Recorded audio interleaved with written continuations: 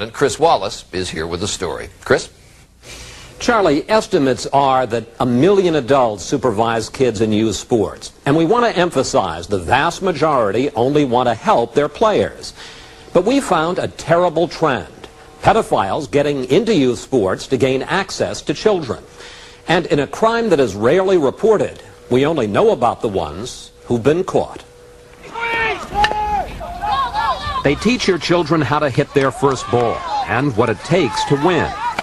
On fields of dreams across America, coaches are role models. Some are also child molesters. Did you ever stop and think, this is wrong, I'm hurting these kids? 1,000 times. But you kept doing it. It's the dark secret of youth sports. Coaches preying on their players. Boys as young as 10. There's going to be a part of me that it's not going to be the same. And parents who turn their children over to these coaches must now live with pain and guilt. You know, you're here to protect them, and I couldn't believe this man did this. I trusted him. It's happening around the country. Streamwood, Illinois, football coach Michael Hughes pleaded guilty to molesting 8 boys ages 12 to 14. He seduced many of them while his wife and daughters slept upstairs. Beverly, Massachusetts, former baseball coach John Davidson committed suicide after he was charged with sexually assaulting 2 players. It can happen to any kid anywhere, and if you don't believe it, you're just like all those other parents we interviewed who now are victims. Don Yeager, who reported this recent Sports Illustrated cover story, found not a few monsters, but a serious national problem. He uncovered 38 cases in the last 18 months where coaches have been arrested or convicted for molesting children on their own teams. Child molesters are looking for 2 things. They're looking for access and they're looking for credibility. And youth sports gives them both. Adrian Martinez loved baseball. Last year, at age 10, he joined a Little League team in Las Vegas that wasn't winning until Garen Pearson took over. He was a good coach. He was nice to all of us. But Adrian started getting a lot of attention from the coach off the field. A landscaper who said he missed his own children, Pearson gave Adrian gifts like this watch and these golf clubs. Adrian's mother was grateful for the coach's interest. I had to have surgery, so he offered to take Adrian to the practices and to the games, and he used to take Adrian to the movies, and he would take him out to eat. Adrian wasn't the only boy spending time with the coach. So was Wayne Sneed, who started playing for Pearson at age 12. My mom and dad had got a divorce, so I didn't have a father figure, and my mom thought I should, you know, have someone. Did you feel you were friends? Yes, best friends. Both boys say what happened next changed their lives. Wayne claims Pearson molested him for more than 3 years. He wanted to show us this spot in the Nevada desert, where he says the coach would drink beer with him for hours and then make sexual advances. He would just say, Wayne, you want me to stop? I'd say, no. Sure, Wayne, you want me to stop? No, man, you go ahead. I just let him. Wayne was almost clinical describing his coach, until we were about to leave.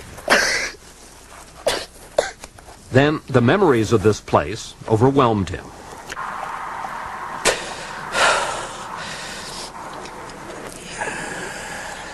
It wasn't supposed to be like that. It wasn't supposed to be like that. Police say Pearson also took groups of boys, including Adrian, to his girlfriend's apartment to play sex games. It's kind of like a daring game, and like if you lost, I guess, then you have to touch him or touch the person who you're playing against.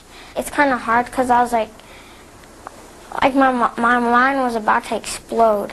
Just days before his 11th birthday, his parents had invited the coach to the party. Adrian walked into his parents' bedroom and broke down. He just kept falling back and forth, crying and just shaking and crying. Finally, that's when he looked at us and he said, Garen touched him. When you heard your little boy telling this horror story, what did you think? You want to get out of bed and you want to go kill him. You know, it's like...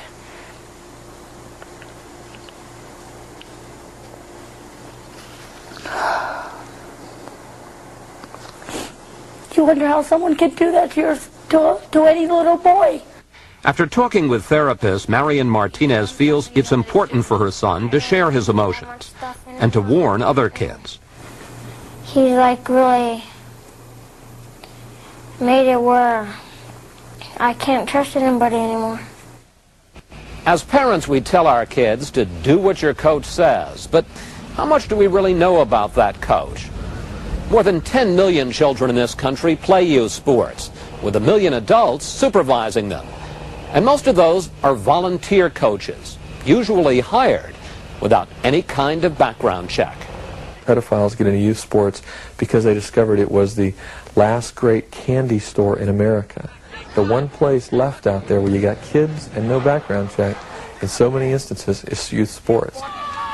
A background check would have made all the difference in San Bernardino, California, where this man, Norman Watson, coached for 6 years.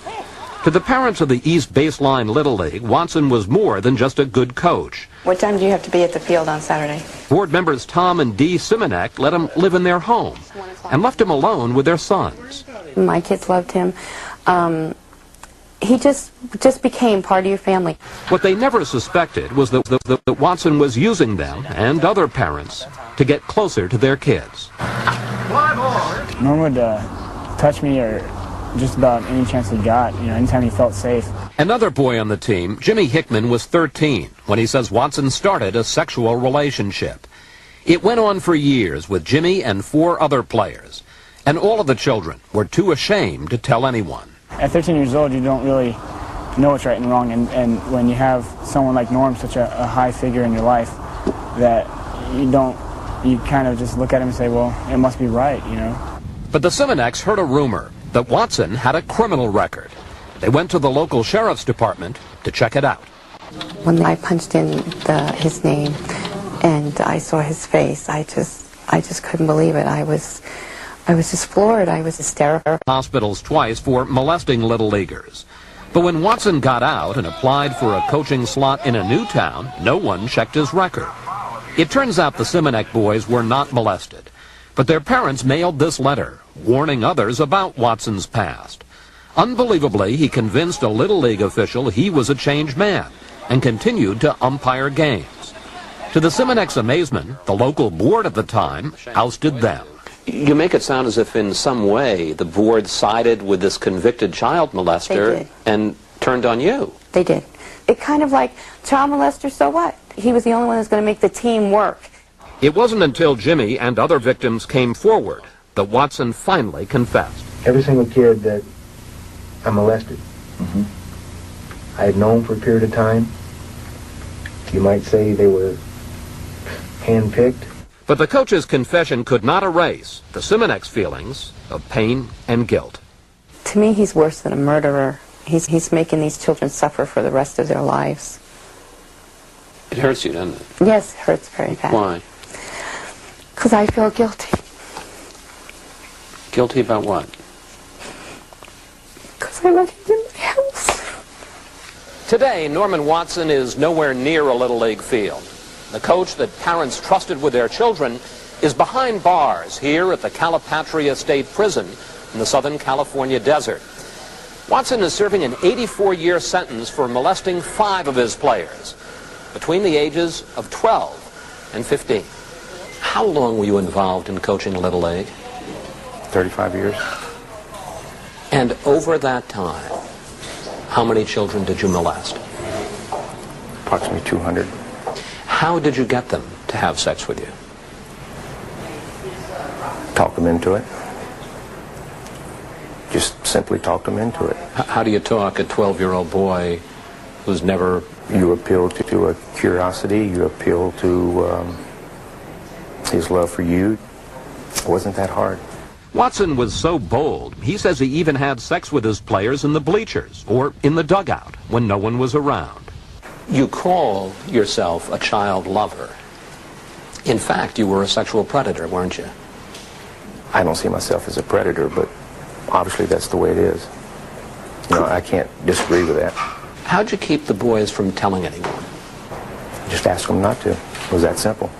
At first glance, it's easy to see why so many people, both children and parents, trusted Watson. As I sit here and I talk to you, you don't look like a monster. Most of us don't look like a monster. I think we're the neighbor next door that has that secret they're hiding, but everything else is normal. To understand better what goes through the mind of a child molester, we talked with a former coach who's been through years of therapy and now counsels other sex offenders. A seduction, relationship, courting, whatever you want to call it, that is what it is. Wayne Bowers says he seduced children the way men seduce women. While publishing a small Kansas newspaper, Bowers admits he molested 75 boys during his 10 years coaching baseball.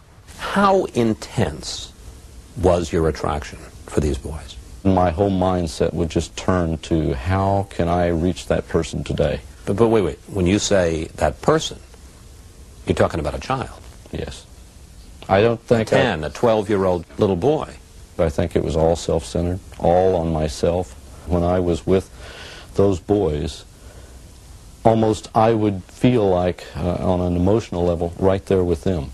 Was there a safety with children that you didn't feel? I think so. With adults? I think so. Experts say many pedophiles have had some sort of trauma in adolescence that freezes their sexual development. How did you justify what you were doing? One justification I used a lot was, well, they're going to learn these things anyway. They might as well learn it from somebody they know. Which kids are most at risk? These two molesters told us they targeted children who seemed to need attention. I was very vulnerable at the time, and he knew it. He always said he loved me. He always says, I love you and I don't want to hurt you. I guess there was a part of me that didn't want to break up the friendship.